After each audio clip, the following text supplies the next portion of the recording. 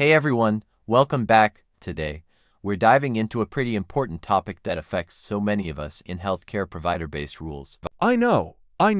It sounds a bit dry, but trust me, understanding these rules is crucial for compliance and for ensuring we're all on the right side of Medicare regulations. So, let's unpack some common myths and the real truths behind them, and hopefully, by the end, you'll feel empowered and ready to tackle this stuff head-on. Alright, so first up, let's talk about the idea that compliance with provider-based rules doesn't really matter because, the government isn't enforcing them. I mean, that's a pretty big myth. The truth is, compliance is super essential for Medicare payments. If you think you can just skip over this, think again. There can be serious consequences for false claims like, I really mean serious. It's not just paperwork. It can affect your funding and, ultimately, patient care. Crazy, right? Now, moving on to myth number 2, this is one that I hear all the time. People think that compliance is something you can just, whip up quickly. Nope, the truth is, establishing compliance takes time. We're talking about navigating multiple complex requirements. It's a process, and if you go in thinking it's a quick fix, you're setting yourself up for a ton of frustration. Then there's the myth about temporary provider-based locations. Some folks think hospitals can just create these on the fly. Not true. Provider-based locations need to be fully integrated. They can't just operate part-time and call it good. This is about ensuring patient safety and providing consistent care, which, I think we can all agree, is pretty important. Let's also touch on the idea of joint ventures on campus. Some believe that on-campus locations can operate as joint ventures without a hitch. But here's the truth. Joint ventures face significant compliance challenges. They can't just be enrolled as part of the hospital in a straightforward manner. It's complicated, and understanding that is key to navigating these waters effectively. And what about off-campus locations having separate leadership? That's another big myth. The truth is, these locations must be under the direct supervision of the main hospital. Integrated reporting structures are a must. It's all about ensuring that patient care remains consistent and that everyone's on the same page. Now, let's talk beneficiary notifications. People often think there's flexibility in how we notify beneficiaries about provider-based status.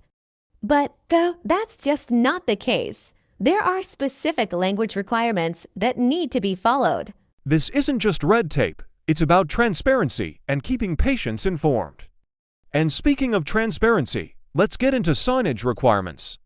Some believe that all you need is the health system's name on the sign. Not so fast. You must clearly indicate the specific hospital's name to comply with public representation rules.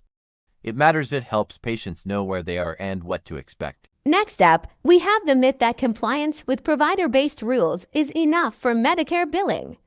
Nope, you've got to satisfy other laws and regulations too. It's not just one box to check and move on. Each step is part of a bigger puzzle that ensures financial integrity and proper care delivery. Now, on to ongoing compliance. There's a misconception that once you're compliant, you can just coast along. That's a hard no. Continuous compliance is required, and regular monitoring is essential to avoid overpayments.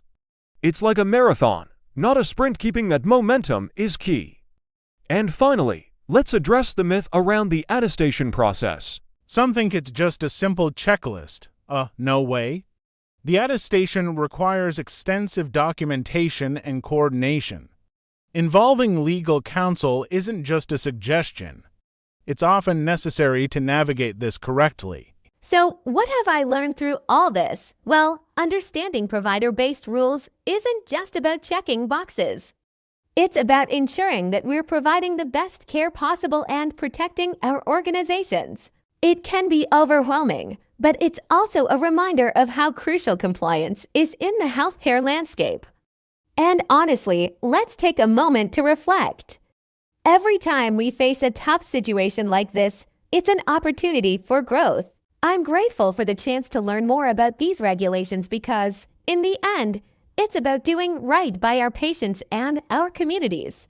So if you found this helpful, please like, subscribe, and drop a comment below.